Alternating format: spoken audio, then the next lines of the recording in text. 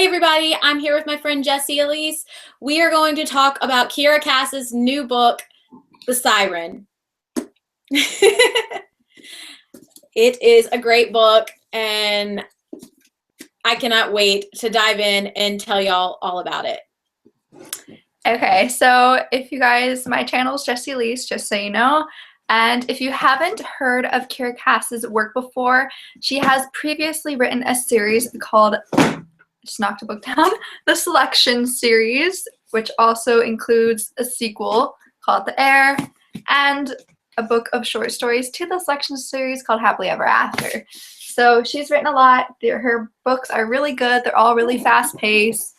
And so she came out with a new book, aka The Siren, which is completely separated from the Selection series. So it's her first standalone, which is really awesome. Okay, so The Siren, like she said, it's a great book. It was very short and very well paced, fast, and I loved her writing. I actually have not read the Selection series yet. I will get to it at some point in time, but I just love this book. I've always loved sirens and that mythology. It's just going to be something that I think a lot of people are going to love. This book is about a girl named Kaylin who back in I believe the 1930s, she is in a shipwreck, kind of. Well, the ocean brings down ships and devours them and the souls in them. And basically she has the choice to either drown with her family or become a siren for 100 years and then serve the ocean until her sentence is up and she can become human again. So once, I almost forgot her name. Once Kaylin becomes a siren, she goes along with her friends who are also sirens. Her other friends are Miyaka, Elizabeth, and Aisling. Yes, I think that's how you're supposed to say it. I believe so. So there's 4 sirens in total at all times, kind of. So they travel a lot and they change places just so people don't remember them and start to get suspicious because they don't talk, hence because they're sirens and their voice is deadly. So as they're traveling, she's sitting down at a college and she meets this boy named Kinley, and she gets mixed feelings for him along the way, and stuff goes down from there. Yeah, Kinley's a really nice character. I have another fictional boyfriend, apparently. He is really cute. Aisling, she tries to warn Kaylin not to get involved with him, but she kind of can't help it. He's very persistent with Kaylin, and they meet at a college campus. She's just kind of chilling there. She's making like scrapbooks of all her kills. It's very morbid. I don't know. I would not be able to survive like that. But she wants to know the name and history of everyone she has killed for the ocean. Well, she meets a Kinley, and he's just such a cool guy, and he is very patient with her with the fact that she can't speak to him. Yeah. And he writes notes with her. It's so cute. Yeah. First, I kind of wanted to talk about from the beginning, before getting into Kinley. I wanted to talk about that first chapter, the prologue. Oh, yeah. It was just like, wow, it's so vivid. You could picture it clearly. I kind of imagined something like the Titanic, sort of. In that essence, it was in the 1930s. That's what we know from the background sort of in the book, since it takes place 80 years later after that. So it starts off with her and her family in their room on this cruise ship, and there's a strange noise. Everybody's going out and she's trying to resist the noise, and all of a sudden she looks over and she sees her parents falling backwards, just holding hands over the railing. And that's something that like really struck home. It's just so sad. Like, oh, look at that pretty song. I'm gonna go follow it and jump into the ocean because because that's always a great decision. That's just so crazy to think about, that you're just looking around and seeing everybody like in a trance jumping overboard and drowning. It's crazy. Yeah. Well, honestly, if I were to hear like Steven Tyler or the Beatles off in the distance, I might jump off a ship too. to get to. I don't know. I'm just, and now David Bowie too, because yeah. Yeah. And so from there on out, we meet her three mermaid, not mermaid. I know. I always wonder if they're going to have mermaids and stuff in this. No, it's just Siren, the Siren Call and all of that. Yeah. We meet her three Siren sisters, Miyaka, Elizabeth, and Aisling. I always keep wanting to pronounce it differently. I think at the time when she became a Siren, there was Marilyn, and she was basically the oldest of all the Sirens at the time and kind of a mentor to Kaylin. So we don't really get to see her. We just have mention of her in the book, but it would have been nice to have seen a little bit more of her. Yeah, I kind of wanted to know what she did throughout those 80 years, like a little more background. Yeah, I would have liked that. It would have been really cool to see that. And so when we start off the story, we meet her three mermaid sisters. I don't really remember too much whether the beginning was slow or fast paced. It just, she first meets Akinley, and then I just, like what you were talking about, it kind of, the scene reminds me of from a scene from Gilmore Girls when Rory is sitting underneath her study tree. That's how I pictured the moment of her scrapbooking on the college campus. Yeah, so. It really does. It really does seem that way. Oh, I love Gilmore Girls. And so we meet Akinley, and he's really patient with her, like you said, and he takes time. And it's so, that's the main reason why Akinley catches her attention at first, because he's willing to listen to her even though she can't use words. And so she has to write everything down for him. So Akinley invites her over, and then they bake that cake. They bake the cake. Yeah, that's so cute. Dude, I want a date like that. But I wouldn't be the one doing the baking because I can't cook. Yeah, I'm like Izzy. Yeah, I'm like Izzy. I can't. I can boil water and put something in the microwave. Yeah. And so after that date, they talked a bit before that. I think they went out before that, like if they met at the library once or twice. It was cute. And he wanted to help her make the cake, and he was just very persistent about it and wanted to know more about her. And it was so hard for her to not speak, I think. And she had a lot of self-control. I can't imagine. I'm trying to imagine putting myself in that position and like seeing somebody who looks like Harry Styles and not talking to them. It's just so hard. I don't know how she did it. Yeah, exactly.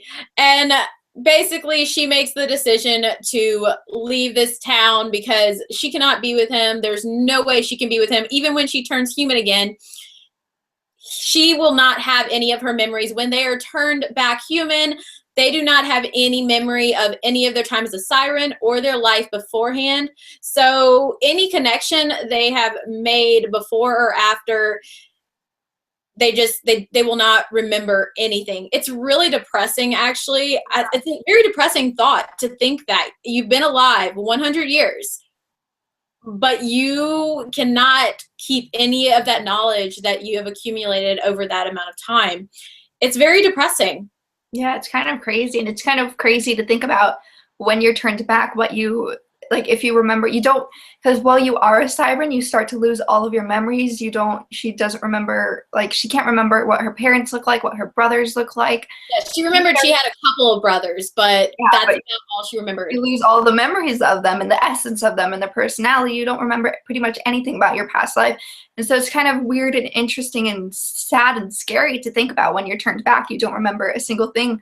You're going to be like lost. And I wonder how the ocean, it just kind of felt like a missing piece left out, like how the ocean handled that, how people would not be suspicious, mainly of that reason of a random person showing up without memory. Yeah. I mean, she does know about, like we said, her brothers and her mother and father. She does know that her family was well off. That's actually a very big difference between her and the other sirens. She had a nice life. And most of the other sirens had very horrible human lives. And when they became a siren, they were happy to let that go and forget most of that. The only sirens that really remember a lot of their past was Aisling. Ashlyn and Elizabeth. They were the only ones that really remembered a bit of it. I think Ashlyn remembered the most because she remembered that she was a mother and she had a daughter and just a whole line of family. And when she became human, Spoiler alert. yeah, spoiler alert, Spoiler alert. book talk. We're talking about the book. They know. Yeah. When she became human again, yeah, it was a great scene. I'm not going to go into all of that about when she became human again because it was such a great thing, but Ashlyn's story is just so heartbreaking. It's just, when you're reading it, I was almost tearing up, and it's hard to make me tear up reading a book. And when you're hearing about how she's had to go on all through her life, watching occasionally her daughter growing up, seeing her daughter's grave, her grandchildren, I can't even imagine. It's wow. She had to keep that all from the ocean because one of the ocean's rule is that she cannot take wives or mothers. Yeah, wives or mothers. Yeah, because she doesn't want women working for her that would become attached and potentially ruin the secret and mess up, and like what Colleen did and stop singing during that moment. Well, we can talk about that in a second because that was a really great scene. One thing that I found very interesting, Kaylin had a really strong relationship with the ocean, but when she met McKinley, she was just like, I like this guy, so I gotta hide it. And now the ocean was like super jealous, and it was really, I don't know, it was very childlike. The ocean is very intelligent, but also very childlike in the possessiveness that it has. So Kaylin is the ocean's favorite siren, and when she starts drawing back and away from the ocean and meets a Kinley and all of this, it's a lot of bad stuff happens. Typically, and a lot of people who have read Kiera Cass's Selection series, it's a really beloved series, but there is one thing that most everybody can agree on, and it's that her main character is typically very annoying with decisions.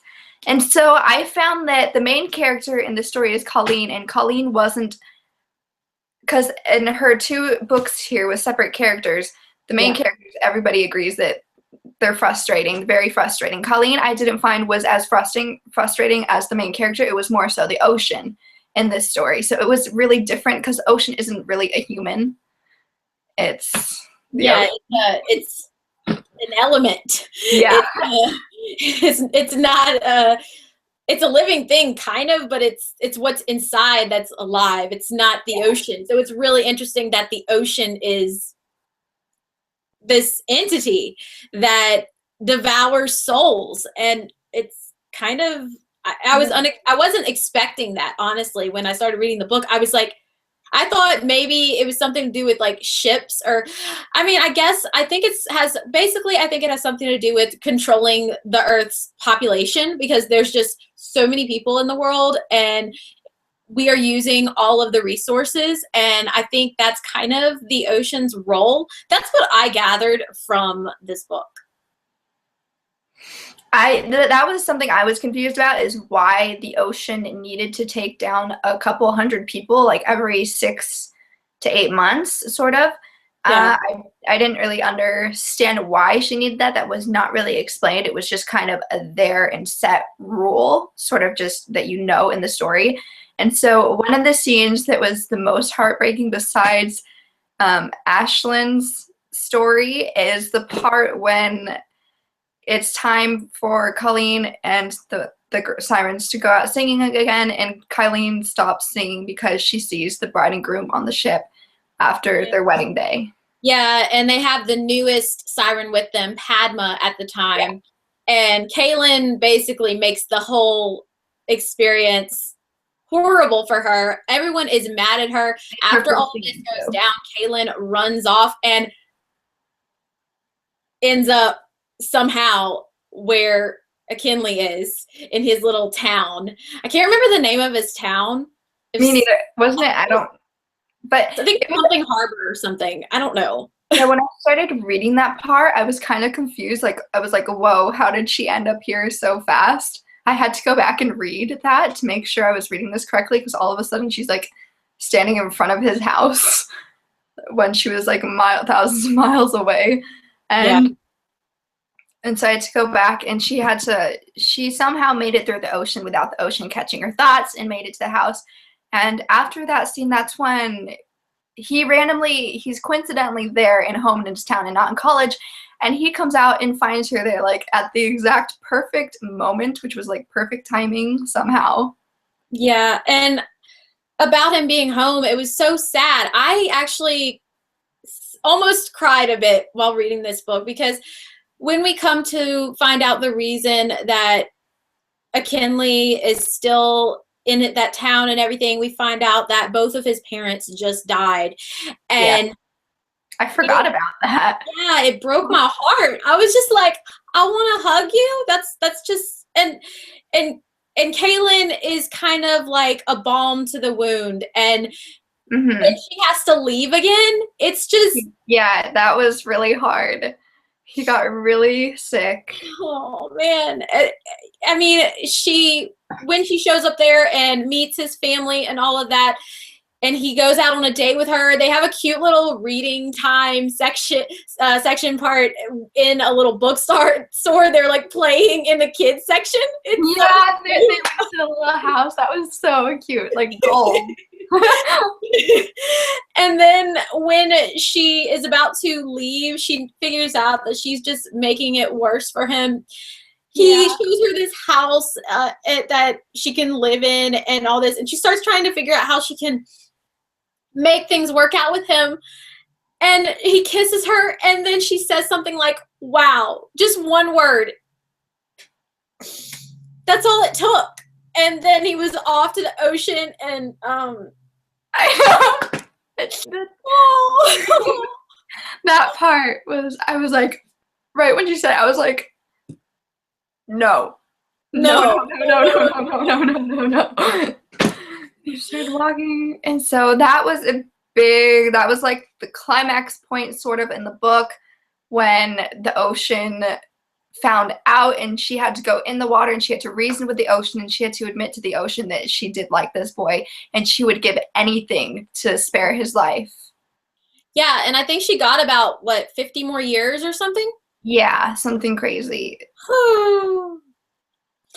And after that, when she finally goes back, and she has a long time where she's just kind of catatonic. She just doesn't want to socialize with anyone, but eventually she kind of comes out of it a little bit. But then she starts to get sick.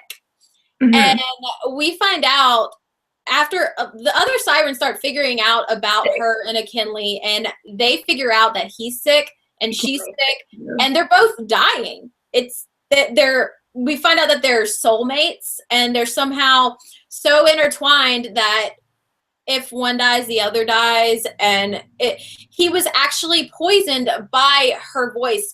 If someone hears the siren song, and I think it's like they stop hearing it, or if they've heard it and then they continue to live on, it just poisons them and they start dying. And so because they're so connected, she starts dying as well. And yeah, it's sad. Yeah, so that was really difficult. That's when she reasoned with the ocean more, and she was not going to be a siren anymore. Yeah. The ocean and her had a long discussion. After a while, there was more drama in between there. And then she goes back to the house, and she goes to the room, and McKinley is very sick, lost tons of weight. He's laying in bed. He couldn't even get up hardly. And when he sees her and hears her voice, and she can, that was a cute, heartbreaking moment, is when he's like, wait, let me get my notepad, and handed it to her, and she started talking.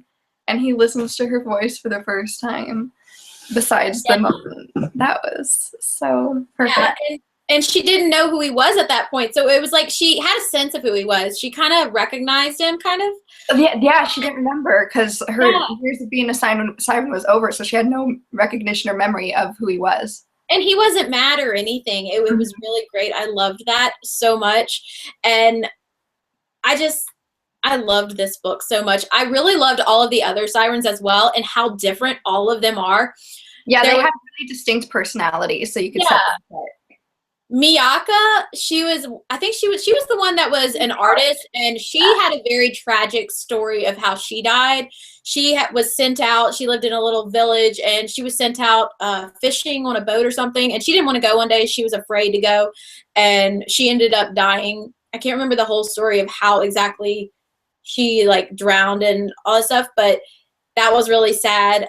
I don't think we were told exactly how Elizabeth died. Mm-hmm.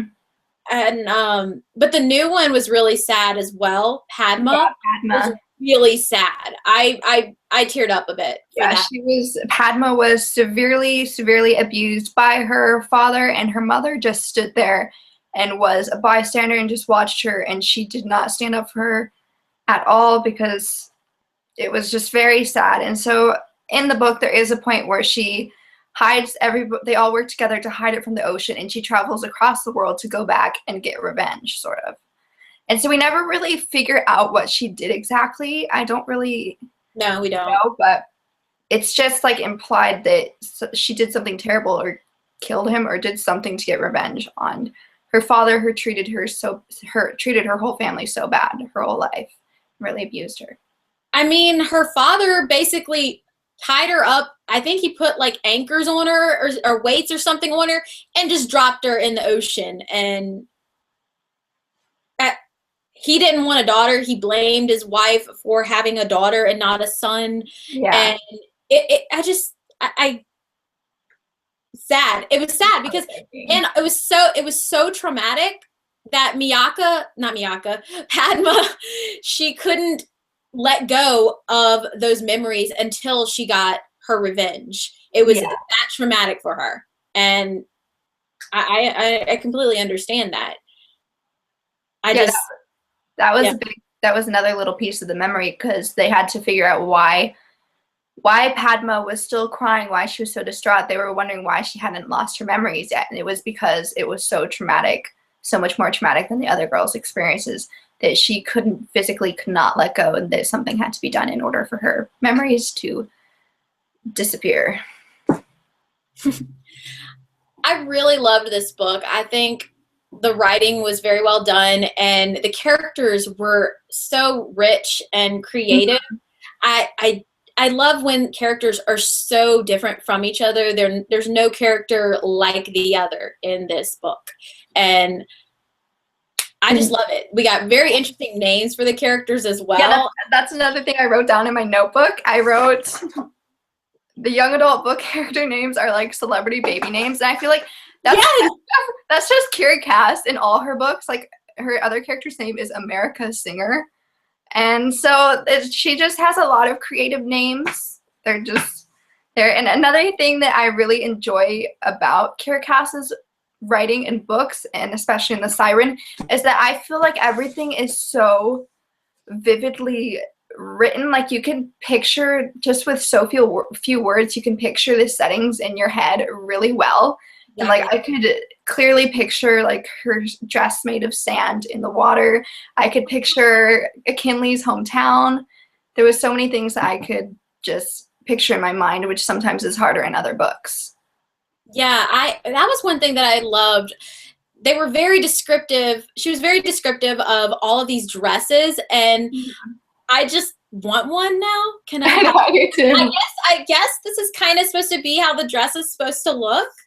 Yeah. But can we even let's just talk. Look how gorgeous this cover is. I mean, and it's shiny and pretty, and I love this book. I wish it was so pretty. I think I read that she had written this before the selection series. Yes. I actually had, when I first read the selection series, like 2.5, 3 years ago maybe, I loved it so much that I looked for any of her other work, and I actually purchased the Siren on my Kindle. So I had it on my Kindle for a few years now, and I just never read it. And it was her original draft before it got published by HarperCollins. It's very nice. It's always nice when you can get like your first book ever written, published, and finally out for everyone to see. Oh, BB-8 turned. I think the book turned BB-8. I thought you were. I was like, how did I thought you were talking about BB-8. But yeah, I really enjoyed this book, and I recommend. Even though I'm sure a lot of y'all, as y'all watch this, y'all have gotten spoiled. But we were talking about the book. I mean, it's kind of to be expected. But it's a great book. I'll definitely read it again one day. I might go to the beach this summer and bring it with me. I love bringing mermaid books and siren books and stuff like that when I go to the beach to read. It just makes the experience a little bit more magical and fun. So I will probably bring the Siren with me when I go to the beach next time. But yeah, I really love this book. We are going to start doing this every month. We're not sure exactly what book we're going to be doing next month. I think there's a possibility we might be talking about, let me see if I have it on my shelf. I knocked down the Mad Hatter. I think we might be talking about Black Widow Forever Red by Margaret Stoll. Mm-hmm. Because we've both been kind of looking at this book, and I picked it up yesterday when walking down the stacks of the book stacks in Target. Yesterday, I tried to figure out a book I wanted, and then I found it, and I told Jesy about it. She's like, I want to read that too. And I was like, maybe we should make that our book for March. So it might be our book we talk about next month, but we're going to start doing this every month. And yeah, I hope y'all enjoyed this video. Continue to comment, like, and subscribe. And please go subscribe to Jessy's channel, Jesy Elyse. She just reached 1,000 subscribers. Congratulations. Thank you. I'm so happy. That's a big milestone. It was awesome. I'm working my way towards 5,000, so hopefully I will get to that very soon. And we also are both next month going to meet Cassandra Clare for the first time. So excited. It's going to be so fun. I will talk to y'all later and have another video up for y'all soon. Bye. Bye.